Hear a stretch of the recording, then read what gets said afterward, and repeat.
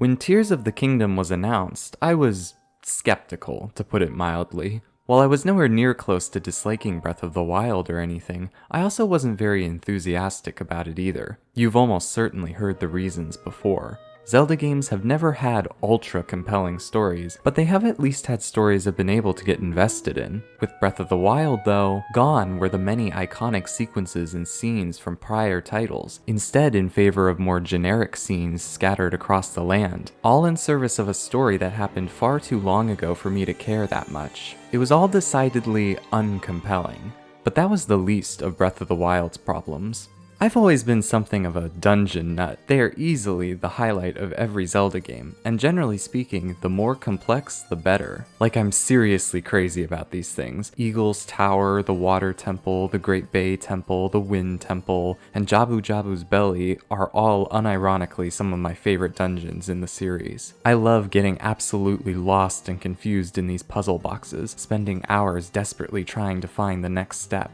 I always remember being annoyed at that stone slab in Skyward Sword's ancient cistern, the one telling you to backtrack after hitting a switch. You couldn't just let me figure that one out, game? So I'm sure it comes as absolutely no surprise that the Divine Beasts did very little for me. They were incredibly simplistic, and while the ability to manipulate the structure of the beasts themselves is a great idea on paper, the smallness of the dungeons posed a serious problem. Since the results of manipulating the beasts are almost always immediately apparent, it didn't often require very much brain power on my part.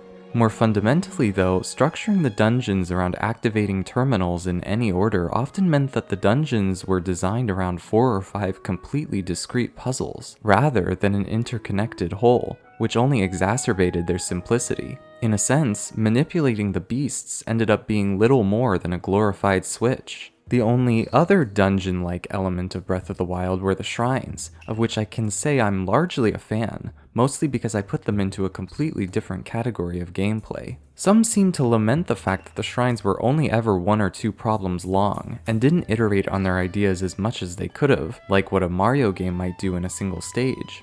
Obviously, that might require a reduction in the number of shrines, but that would be seen as a worthy sacrifice for quality. I conceptualize the shrines a little differently. Rather than a Mario level, I think of the shrines more like puzzles from a Professor Layton game. Each puzzle is a different kind of problem of varying difficulty, a difficulty denoted by some value, and once you solve it, that's it, you simply move on to the next one. So the fact that some shrines are short and easy isn't really a problem. Very few people would argue that the Layton games would be made better by removing all 10 or 20 picarat puzzles. That would get exhausting very quickly. Of course, that isn't to say the shrines have no problems whatsoever. Layton games, despite their puzzles often seeming randomly placed, still have a difficulty curve. There's a much higher frequency of difficult puzzles in the late game than in the early game as a basic example, and the game can build off of puzzles it's shown you before, something that the shrines don't really do.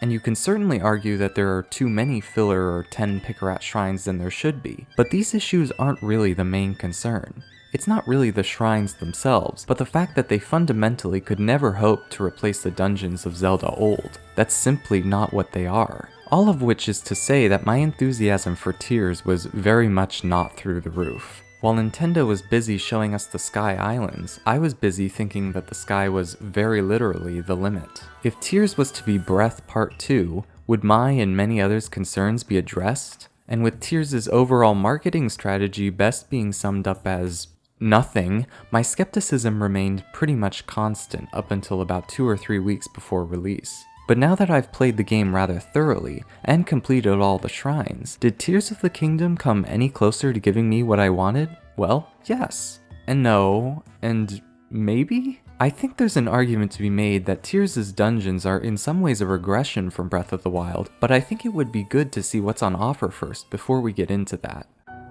The Water Temple shows us what we can generally expect of these dungeons, much more engaging than the beasts presentationally, but not much more interesting mechanically. Although in the case of the Water Temple, its presentation also leaves something to be desired. The temple's design feels very arbitrary, with just 4 floating platforms around a central chamber, with 4 terminals to activate, very much like a divine beast, minus the skin of whatever animal it would normally be contextualized as. The puzzles here are mostly basic. carry an electrical current here, stop a fast-moving pillar there, but there's one puzzle in particular I found interesting. One of the ledges has a slot for a giant ball, and that ball can be found on the lower ledge just beside it. So the question is how to get it there. I, for the life of me, could not figure it out. I stared and glared and moved on to other puzzles, and yet, that is, until I discovered my favorite trick, abusing the floating platforms. Once I figured that out, I simply lifted the ball up to the higher ledge using a series of floating platforms, and that was that.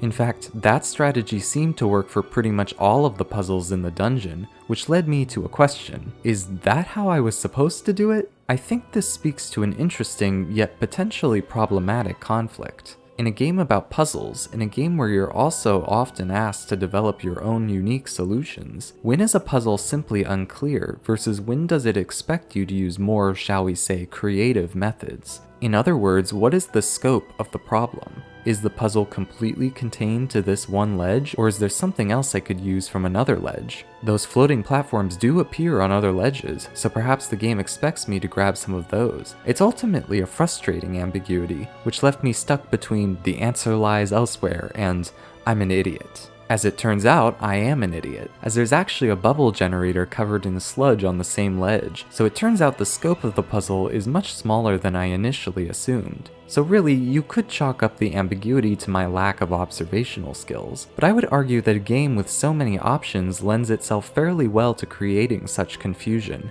You could also argue that it doesn't really matter. After all, I solved the puzzle eventually, didn't I? Who cares how it gets solved? And to some extent, I would agree, but as we'll see in a later dungeon, I think these ambiguities end up pushing players in some rather unfortunate directions. Directions that do more harm to the experience than good.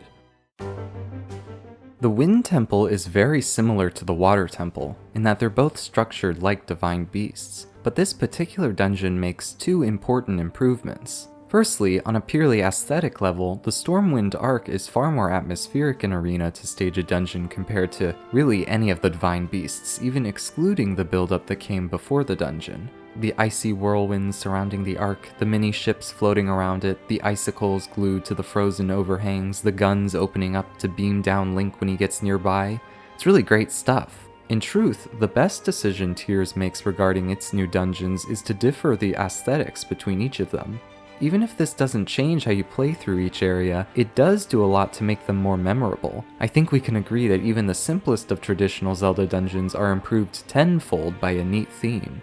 The more significant improvement, at least mechanically, is that the Arc is simply much bigger than any of the divine beasts were. That in particular is important, as it means that you need to better construct a mental image of how to get around the place. As I already mentioned, the divine beasts were really too small for that to be necessary, but there are several instances within the Arc where a location will be blocked off to you, forcing you to consider a different point of ingress using your knowledge of the layout of the ship. My favorite example of this is using the trampolines on the outside of the ship to carefully traverse the underbelly and enter a breach in the hull that leads to the bottom floor. Sometimes size really does matter. It also helps that many of the individual puzzles within the Arc are fairly clever. I remember feeling like a genius when I realized I could snap off an icicle and use it to turn 2 cogs to open a door. Since I'm feeling generous, I won't count it against the game that they reuse many of the dungeon puzzles in various shrines, which is admittedly a little lame. If there were any strong criticisms to be made here, it's that the game could do a better job giving you a visual of the place. The dungeon maps in Tears have switched to a more flat format, a change from the nifty 3D models of the divine beasts themselves, which were admittedly unwieldy. It's probably a wise decision. I couldn't imagine trying to decipher a 3D model of the Arc, but the 2D map has its own problems. Despite the fact that it's already split up into its own floors, many of those floors still contain multiple layers, which in an enclosed area such as the Arc, often overlap and overshadow each other. This makes the map not particularly useful in many instances, and while this is not an issue isolated to the Wind Temple, I find it to be most prominent here. The Lightning Temple represents a step up from the other dungeons we've covered thus far. This is because even though it still subscribes to the same terminal system, the dungeon establishes a coherent sense of direction. To a greater extent than the Arc, rather than just 4 discrete puzzles, the Lightning Temple requires an overall understanding of how the dungeon is laid out. The best example is a puzzle that appears on the 4th floor. In the central chamber, there are a series of movable pillars with mirrors attached to them. Adjacent to the central chamber is a room with light shining to the ground. If you move the nearmost pillar so that it's directly in front of the adjacent room, then shine the light, you can open a passageway on the 3rd floor, granting you access to one of the terminals. But if you move the farthest pillar in front of the room instead, you can open a passageway to the 6th floor, which contains a tunnel leading all the way to the terminal on the 2nd floor. This is a clever construction, very much in harmony with the design of traditional dungeons, forcing you to consider how actions in one room will have effects in others, without necessarily being immediately obvious. But notice, if you will, what's happened. This puzzle is of a very different kind than many of the ones I've discussed before. This is a particular sequence that must be completed before you can access either of these two terminals. So rather than free reign over any terminal at any point, there are certain prerequisites the dungeon forces you to go through first. In that sense, the Lightning Temple symbolically ditches the terminal paradigm by establishing a certain order to the process of solving it. And that's not even taking into account the beginning section of the dungeon, a mini gauntlet that almost acts as a prologue to the real temple itself. I don't think it's a coincidence that the dungeon which distanced itself from the free choice of terminals ends up feeling a lot closer to the traditional style of puzzle solving. This idea is no better demonstrated than with the Fire Temple, a dungeon which pushes even further away from the idea of a terminal system. While the Lightning Temple may have created a certain amount of fixedness within its design, you could still do the terminals in any order you'd like. The same is technically true of the Fire Temple, but that's more unlikely to be the case, because the Fire Temple creates an implied order for the terminals. Largely speaking, the dungeon is linear, with you traveling in an upward path from the 1st floor to the 5th, assuming of course you don't end up missing a terminal along the way, which is entirely possible. Because of that, it's likely the order you'll end up visiting the terminals is the one on the southernmost part of the 1st floor, the one on the 2nd floor, the one on the 5th floor, the one on the 4th floor, and lastly the terminal on the 1st floor next to the boss room. While that doesn't sound linear, it basically is, as it's the order of where the minecart tracks are pathed to take you. It's important to remember that linearity is far from a bad thing. Although I definitely like it when a dungeon allows you to get lost in multiple directions, there are plenty of fantastic dungeons in older Zelda games that are also essentially straight lines like Tears' Fire Temple. But that doesn't mean the Fire Temple doesn't make you consider the overall layout of the dungeon itself. One particularly good puzzle is found on the 4th floor, in the same room as the terminal. In order to reach said terminal, you're supposed to construct a ramp of cooled lava to roll Yonobo up to the gong itself. But if you use the same ramp off to the side of the room, you can break a stone blocking the entrance to another section of the dungeon. Unfortunately, it's unreachable from the spot you're at, so to get it, you have to travel up to the 5th floor, and then drop down from the balcony into the entrance of the chamber you unsealed earlier. This will lead you directly to the terminal on the 1st floor. So like I said, even if the dungeon is a straight line, that doesn't mean it can't be clever. There's only one problem with everything I've just said. The Fire Temple is almost certainly the most abusable dungeon in the entire game. Climbing up walls, building flying contraptions, flying off ledges, all of these tools will instantly nullify the need to engage with the minecart systems, ostensibly the central gimmick of the dungeon. And therein lies the issue with freedom I mentioned back in the Water Temple. Slightly stumped on a puzzle, the map makes the tracks seem too confusing, turn the wrong direction? Who cares? Just blow yourself up and get to where you need to go in a mere fraction of the time. In essence, the incentive being created here is disengagement. Don't think about the puzzle, don't consider the problem itself, just bypass it completely. The worst part is that creating your own solution almost always works, and it almost always works faster, so you're always rewarded for doing so. But at that point, why even bother having a puzzle to begin with? It's a shame because the Fire Temple is easily the most satisfying dungeon in the collection, but it's the least likely to be done in the intended way. So while I would argue the Fire Temple is the most traditional dungeon of the bunch, your mileage will vary dramatically, depending on how willing you were to take it at face value.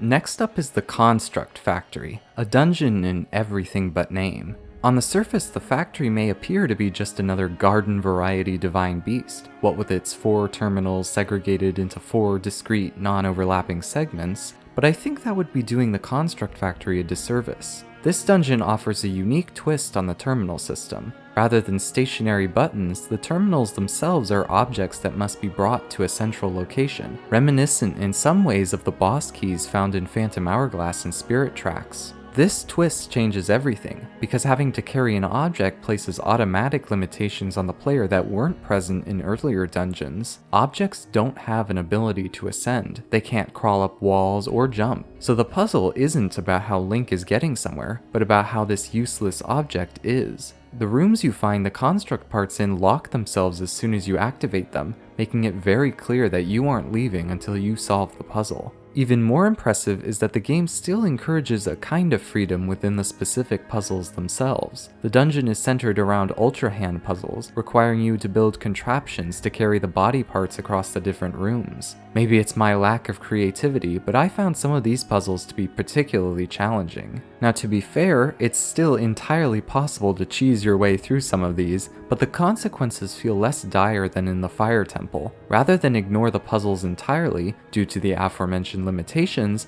I still had to consider the tools and objects the game was giving to me in each particular room, as well as the very layout of the room itself. So even if I was able to ignore the specifics, I still have to engage with the fundamentals of the puzzle all the same. It's not perfect, but the Construct Factory offers a better balance between enforcing one developer-intended solution versus many player-unintended solutions. Better yet, the dungeon doesn't end when the room's been cleared. Instead, the game offers one more traversal challenge. Can you get the part from the room to the central construct? None of these challenges are that strenuous, but I think they hit at the right idea. Dungeons have always been about considering the broader space around you, as we've seen, so utilizing the exterior and environmental hazards around you as part of the dungeon feels like an evolution of this idea. As such, while I wouldn't say the Construct Factory is my favorite of the bunch, it feels the most concordant with the design interests of Tears of the Kingdom. Last, and definitely least, we have Hyrule Castle. If the Construct Factory was a dungeon in everything but name, then Hyrule Castle is a dungeon in name only. The problems are readily apparent. Not only is the layout extremely small, but there are exactly 0 puzzles in any of the rooms. That should pretty much already disqualify it as a dungeon, but its problems run far deeper than that. The structure of progression through the dungeon is entirely unclear. When you land in the castle, not Zelda tells you to meet her in a specific location. Already having a singular point of interest was a break from all of the other dungeons in the game, so I assumed this meant the gimmick of the castle would be having to find the path to that specific location. Even when I saw that it was actually extremely obvious how to get there, I then assumed I should probably just explore the whole castle before traveling there. I'm sure you can imagine my annoyance when I reached the destination at last, only to see not Zelda appear in another section of the castle, and realize that I was probably going to have to re-explore the entire thing again and fight a handful of enemies 4 or 5 more times. You could, as always, chalk up this unfortunate realization with, you know what they say about assumptions, but I don't think it was unreasonable to think that there weren't going to be multiple destinations, especially since nothing indicated that was the case. When we look at Hyrule Castle more broadly, there's a big irony to the whole thing. If the Fire Temple had an implied order for reaching its terminals, then Hyrule Castle is the only dungeon to have an enforced order. Yet even though this is the exact thing I've been advocating for, Hyrule Castle is the one dungeon that would have benefited from having all of its terminals accessible at once. For all the prior dungeons, the game can pretty much guarantee where the player will start, which at least gives the developers a way to set the player in an initial direction. But this assumption does not hold for Hyrule Castle. Since you can fly into the dungeon from anywhere, your start point could also be anywhere. So if the dungeon allowed you to access all the terminals at the same time, it would mean both that no matter where you entered the castle from, you would have a start point, but also that you wouldn't have to re-explore a significant chunk of the dungeon if you land in a location that's far from the initial terminal the game expects you to get. Of course, this is really just a band-aid solution. Hyrule Castle is kind of a mess of a dungeon, and making all the locations active at once wouldn't make it that much more fun. Somehow, activating switches is more interesting than chasing down not Zelda several different times, all with the same inevitable end. You would think Ganon would get bored eventually, and at the end of the day, not even getting to not Zelda is interesting, because Hyrule Castle is as empty and vacant as can be. It's too bad that such an iconic location and the final dungeon of the game are so disappointing, but I suppose you can't win everything. When I look at the dungeons of Tears in totality, I'm left with one central question. What exactly are they trying to be? They gesture at the complexity of old, but they never quite commit. Some dungeons require consideration of the larger space, but others feel even more segregated than the divine beasts. Some dungeons create a soft order of progression, but they all ultimately insist on following the terminal structure, a feature which, on the surface, follows the design principles of these new freedom-based Zelda games, but don't meaningfully enhance the way people will engage with the challenges themselves. Tears' dungeons are caught in the middle, attempting to iterate on the divine beasts while also attempting to adhere closer to the traditional dungeon style, but it ends up being the worst of both worlds. I am a big proponent of trying new things. I always believe in giving at least some points for novelty. The divine beasts were novel, and while I didn't love them per se, I can appreciate how they fit into both the larger tapestry of the Zelda series and in the context of Breath of the Wild specifically. If traditional dungeons are supposed to be giant puzzle boxes, then the beasts are just the natural conclusion of that line of reasoning, an incorporation of the literal structure of the place into the puzzle itself. That's pretty cool, which is why it's disappointing that Tears of the Kingdom all but abandons this concept. Surely there was more to say about this idea, some way to expand it and make it more complex? It would appear not. And so, Tears forsakes its new ideas in favor of the series' old ones, but due to its aforementioned non-committalness, it ensures those old ideas aren't quite up to snuff either. Moreover, I think Tears' reluctance to fully embrace traditional dungeons by ditching the terminals comes down to a key realization. Traditional dungeons are really not at all in line with the game's core philosophy of player freedom. Dungeons necessarily require restricting the player, sometimes all the way down to a specific lock and key. These restrictions are necessary because they are, in a sense, what creates the puzzle itself in the first place. They define the parameters within which the task must be completed. It's not like Tears is allergic to restrictions completely. The shrines themselves engage in plenty of them, from not being able to climb up most surfaces, to preventing you from opening Zonai capsules. So why doesn't the game similarly restrict abilities in these dungeons? In a broader sense, it's important to understand that there are positive and negatives to any decision to restrict players. In my previous videos on the Mario Galaxy games, I discussed how the ability to end Galaxy 1 at either the end of the bedroom, during the engine room, or the garden affected the game. On the one hand, it allows a more expansive and tailored version of the game unique to each player. It's unlikely that every person will decide to end the game at exactly the same point, so this freedom provides Galaxy a sense of openness in its otherwise linear levels. By contrast, this freedom also makes it difficult for the game to build clear emotional stakes and a growing sense of finality. Whether or not that matters is, of course, subject to opinion. In a Zelda context, I think it's pretty clear why a game which wants to give its players unlimited freedom suffers when it comes to constructing dungeons. We've already seen plenty of instances of how more choices can be a hindrance rather than a help. It hinders the developer's intentions when the freedom to do anything confuses the scope and design of puzzles, blurring the line between clever workaround and actual consideration of the problem. But it also hinders player enjoyment by consistently encouraging and rewarding disengagement. Why solve any puzzle on its own terms when there's a very real possibility you could just solve them all on your terms instead? Now, there are absolutely plenty of people who enjoy that kind of thinking, and I do too to some extent, but as someone who enjoys a good puzzler, who loves Professor Layton games, it's also a lot of fun to color within the lines too, so to speak. And this issue of restrictions, or lack thereof, rears its head in areas of the game well beyond just the dungeons. You might remember I complained about Breath of the Wild's story at the beginning of the video, and unfortunately, Tears suffers from a lot of the same problems. But I think the story issues are really an extension of this broader conflict. These games don't want to force players into overlong escapades which require you to travel to specific destinations, or watch dozens of cutscenes, something which would literally take control away from the players, so instead, a few other strategies are employed to tell a story. Like in its predecessor, the broader overarching narrative in Tears is told through flashbacks found throughout the world, and which are comprehensive enough to be understood even if viewed out of order. This is, however, an extremely passive form of storytelling, one in which we are merely viewers to a far more interesting tale happening centuries in the past, while the tale we actually participate in is merely the story's table scraps. Furthermore, the game restricts most of its traditional forms of storytelling to 4 individual narratives set across the world, but the game feels largely disinterested in actually telling them, playing out more like a Cliff's Notes version you'd read 5 minutes before your book report than actual stories themselves.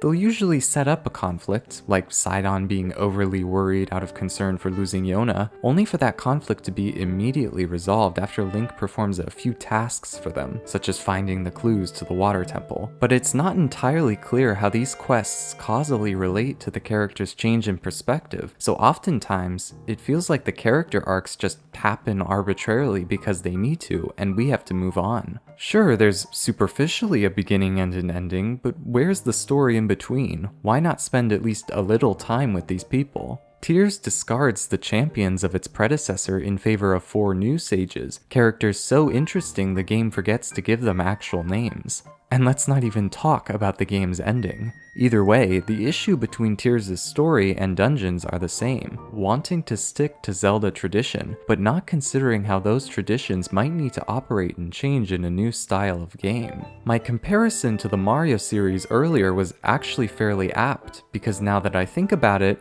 and I'm really sorry about this comparison, the new Zelda games remind me a lot of modern Paper Mario. Sticker Star brought a lot of changes to the Paper Mario formula, a lot which were, frankly, for the worse, but in the following years, something rather strange has occurred. Recent titles have attempted to skew closer to the older RPGs, EXP points for combat and Color Splash, returning partner characters in the Origami King, but they weren't committed to these ideas. The EXP points proved circular for a game like Color Splash, and the partners were shadows of their former selves in Origami King. And so the Paper Mario series exists in a sort of limbo, games which want both to completely reinvent the wheel, sometimes literally, while also staying true to its roots, but not quite understanding how either aspect meshes together. The result? Something that succeeds in neither. At some point, the Zelda series is going to have to pick a lane. Future games will either have to double down on the idea of ultimate freedom or embrace intentional impediments on the player in favor of a more tailored experience. If they go the former option, and it sounds like that is the current inclination at this time, then it might be time to seriously rethink the existence of dungeons at all. Is this something that's really improving the game? Instead of emulating the old games, what could be a new conceptualization for a Zelda dungeon, one built off of the idea of creating your own solutions? We saw with the Construct Factory that some restrictions can in fact be used to enhance the main mechanics of the game, so perhaps that could act as a sort of model for future endeavors. Going beyond dungeons, the remaining elements of traditional Zelda will also need to be seriously re-examined. Perhaps, much like the Kingdom of Hyrule, it's time for the Zelda series to go through its own narrative upheaval. But whatever the future may be, despite Breath of the Wild's and Tears of the Kingdom's monumental changes, I worry that a slavish devotion to Zelda's past will continue to hold this series hostage.